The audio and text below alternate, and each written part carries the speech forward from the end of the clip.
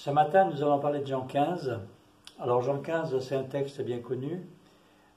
Moi, je suis le cep, dit Jésus, et mon Père est le vigneron, et puis vous, vous êtes les sarments, vous êtes les branches attachées au cep. Je vais vous le lire. Moi, je suis le vrai cep, et mon Père est le vigneron. Tout sarment qui est en moi et qui ne porte pas de fruits, il le retranche.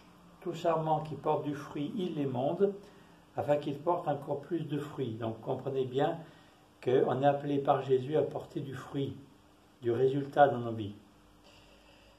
Et déjà vous êtes taillés, vous êtes émondés à cause de la parole que je vous ai annoncée. Demeurez en moi comme moi en vous, de même que le sarment ne peut de lui-même porter du fruit s'il ne demeure sur le cep, de même vous non plus, si vous ne demeurez en moi. Ça paraît normal, parce que la sève, eh bien, elle est produite par le cep, elle est produite par le pied. Le pied va aller chercher des minéraux dans la terre, va fabriquer de la sève et va l'envoyer jusqu'au sarment. Et donc, les fruits vont venir, eh bien, parce qu'il y a de la sève qui vient du pied. Ça paraît très logique tout ça. Hein. C'est le moment du jardinage. Hein. C'est le moment, peut-être que vous êtes au jardin, il fait beau en ce moment.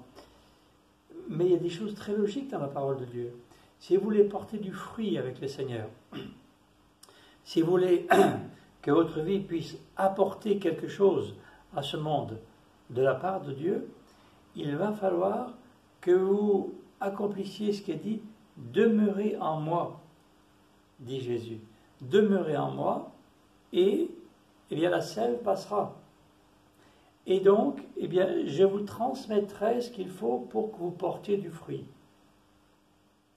On ne peut pas faire l'économie de ne pas demeurer en Jésus, de ne pas faire un avec Jésus et vouloir porter du fruit pour Jésus. En fait, on a peut-être envie de porter du fruit pour soi-même, mais pas pour Jésus. Mais automatiquement, le fruit va venir tout seul. Il va y avoir du travail, bien sûr, mais le fruit, il va venir de la sève qui vient de Jésus. La Bible dit que nous soyons un avec Jésus. Alors, si tu es un avec Jésus, eh bien, la sève qui est en Jésus va passer en toi et va produire le fruit. Un fruit qui va être agréé par Dieu. Continuons à lire. De même, vous non plus, si vous ne pourrez pas produire de fruits, si vous ne demeurez en moi. Verset 5. Moi je suis le cep, et vous les sarments. Ok. Jésus dit, c'est moi le pied de vigne, et c'est vous les branches. Il faut bien savoir qui on est.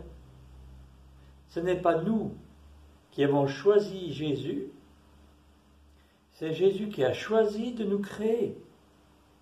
Je répète, ce n'est pas nous qui avons choisi Jésus, c'est Jésus qui a choisi de nous créer. Parce que ce n'est pas le sarment qui décide de choisir son pied de vigne. C'est bien le pied de vigne qui décide, qui choisit de faire des branches.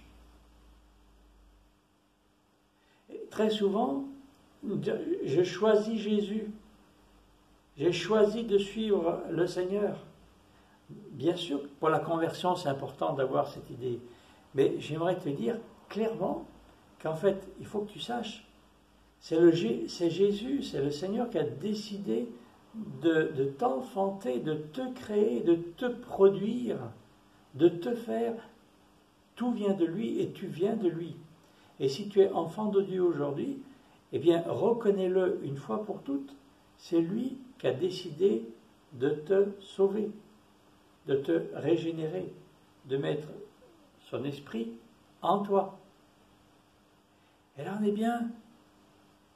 C'est plus toi qui décide, c'est lui qui a décidé.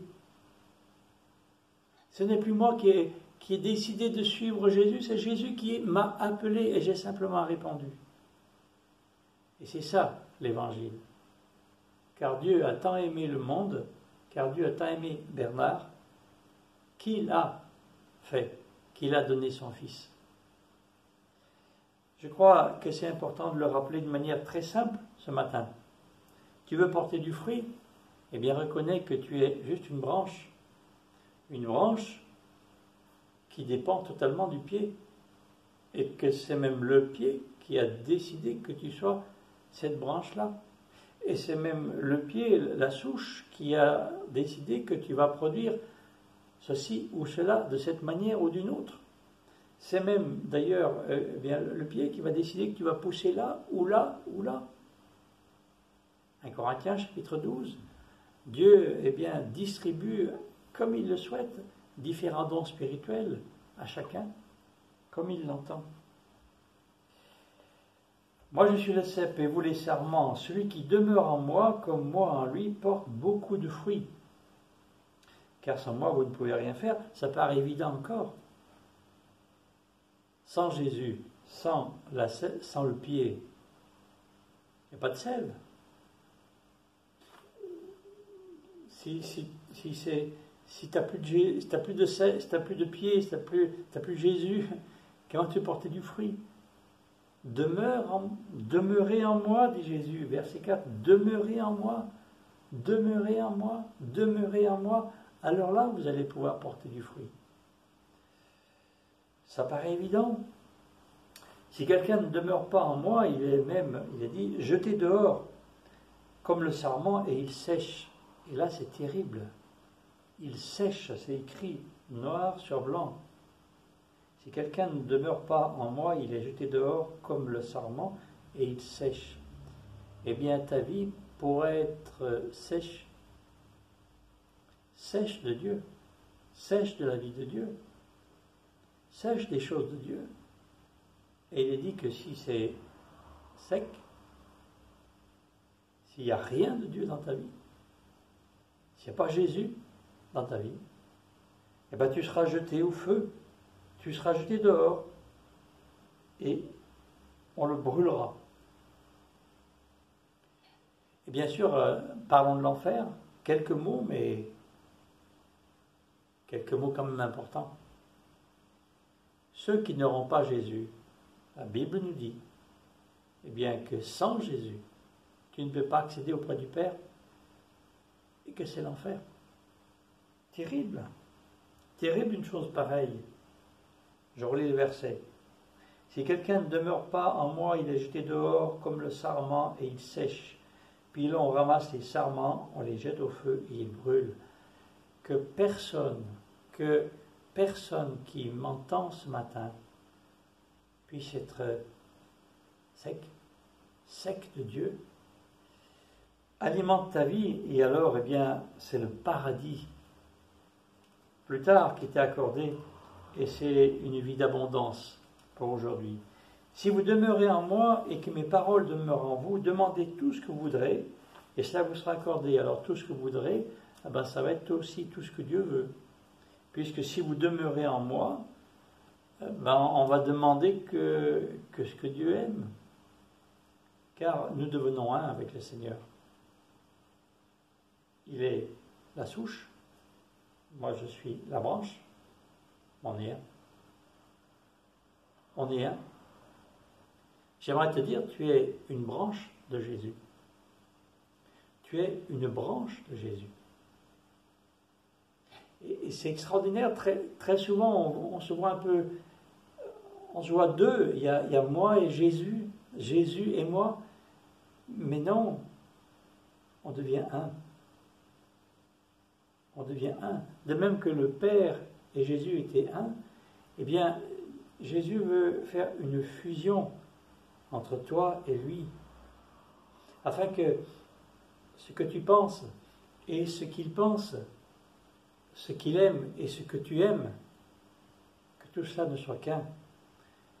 Ce qu'il fait et ce que tu fais, ce qu'il déteste et ce que tu détestes, que tout cela ne soit qu'un. Jésus, la souche, le pied de vigne, toi tu es la branche. Mon Père est glorifié en ceci, que vous portiez beaucoup de fruits, et vous serez mes disciples. Donc, nous sommes destinés à porter beaucoup de fruits. Beaucoup de fruits, beaucoup de bons fruits, qui proviendront de cette sève qui alimente notre vie. Et plus la sève... Jésus, il en produit de la sève. Jésus, il nous a déjà donné beaucoup de choses, et il veut nous en donner encore. Mais est-ce que nous voulons qu'elle passe? Et si nous voulons qu'elle passe, si nous avons compris que c'est uniquement dans le lien total avec Jésus que là peut passer tout ce qui est en Jésus, tout ce qui est dans la souche, ce qui est dans la base, ça peut passer en moi. Alors, je vais produire beaucoup de fruits. Et là, il dit, vous serez mes disciples, vous serez vraiment mes disciples. Tu seras un disciple de Jésus. Il est dit, on reconnaît un arbre à ses fruits. De même, on reconnaît un disciple aussi à ses fruits.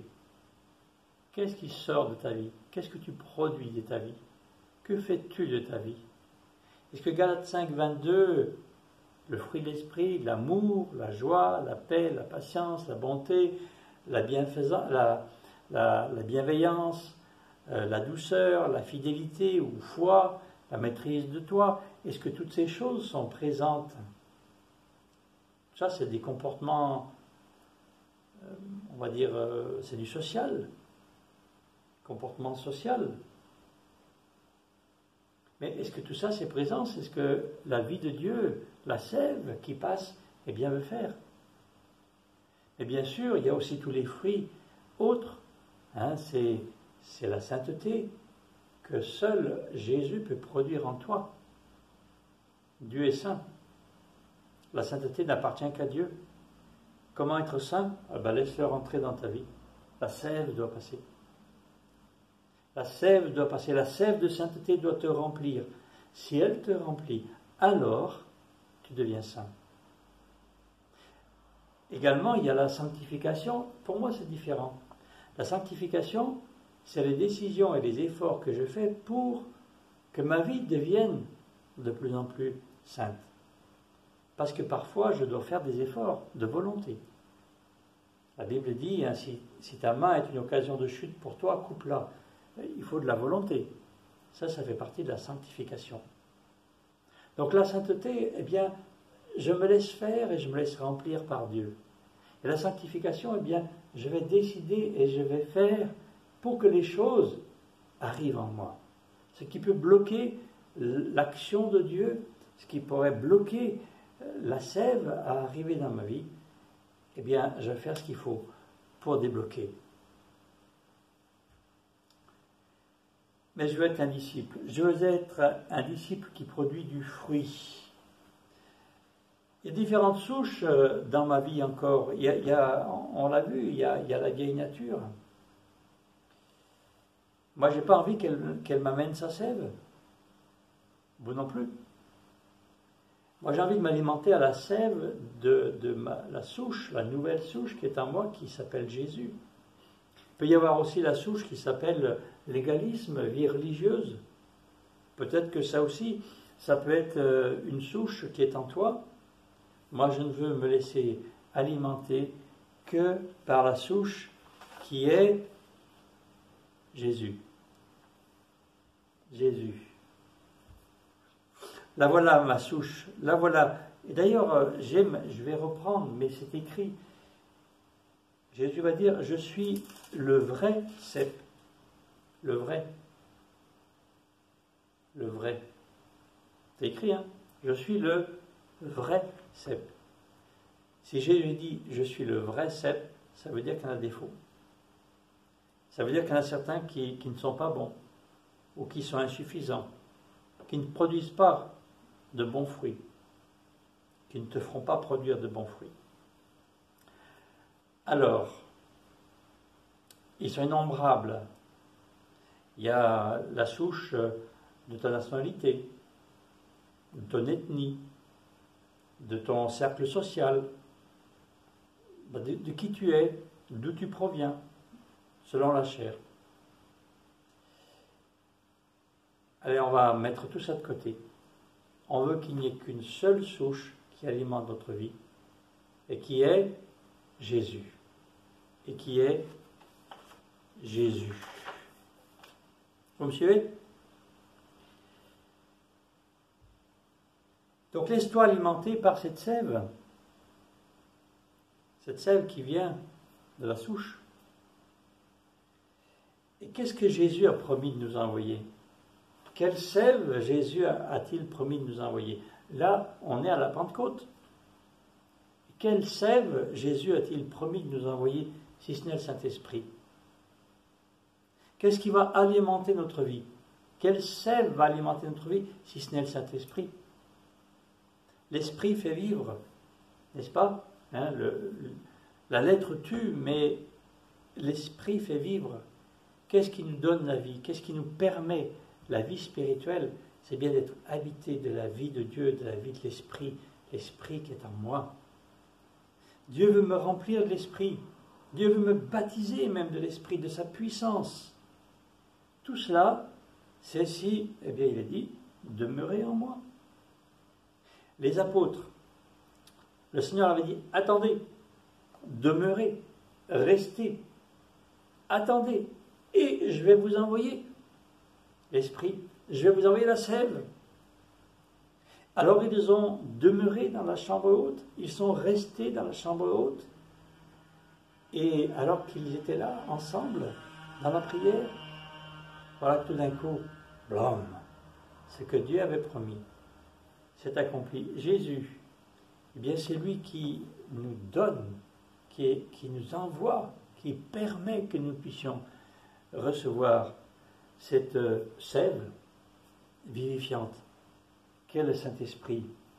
Nous en avons tellement besoin, ça paraît normal, nous avons besoin de la sève pour vivre. Le sarment a besoin de la sève pour vivre. Et un chrétien, il a besoin du Saint-Esprit pour vivre sa foi, pour développer des fruits, pour développer sa vie spirituelle, pour être un bon témoin. Nous avons besoin du Saint-Esprit. C'est tellement évident. C'est tellement évident. Dans ce moment de Pentecôte, un mot d'ordre de Jésus, demeurez en moi. Vous voulez recevoir la vie de Dieu, vous voulez recevoir la puissance de Dieu, vous voulez recevoir le Saint-Esprit, demeurez en moi. Demeurez pour que moi, eh bien, je puisse vous faire parvenir la sève. Vous êtes une branche de Jésus. Vous êtes une branche du cep qui s'appelle Jésus. Le cep et la branche ne font qu'un. Alors, le Saint-Esprit peut passer. Je vais terminer parce que le temps passe, n'est-ce pas? Et puis, pourquoi autant parler finalement? Prie, demeure en Jésus. Autre traduction, c'est reste. Demeurez en moi ou restez en moi. Restez. Restez en moi. Restez en moi. Combien de fois nous avons besoin de dire non, arrête. Arrête-toi. Arrête-toi. Demeure là dans la présence de Dieu. Allez, terminons. Tu es un sarment que Jésus a fait pousser sur lui-même. C'est lui le vrai pied de vigne, celui qui peut te procurer la vraie vie. Demeure sur le cep. Restez en moi, dit Jésus. Tu lui appartiens. Tu lui appartiens et tu dépends de lui. Des vérités qui sont bien connues, mais qu'il faut rappeler. Et pourquoi les rappeler? Bien, parce que ainsi nous pourrons recevoir la vie de Dieu et ainsi nous pourrons porter du fruit. Alimente-toi du Saint-Esprit. C'est la vie. Je cite le verset 2 Corinthiens 3,6. L'Esprit fait vivre. L'Esprit va nous permettre de transmettre aussi la vie. Alors, en ce matin de Pentecôte, j'aimerais te dire, tu peux porter beaucoup de fruits demeure en moi, dit le Seigneur. C'est simple. Que le Seigneur vous bénisse.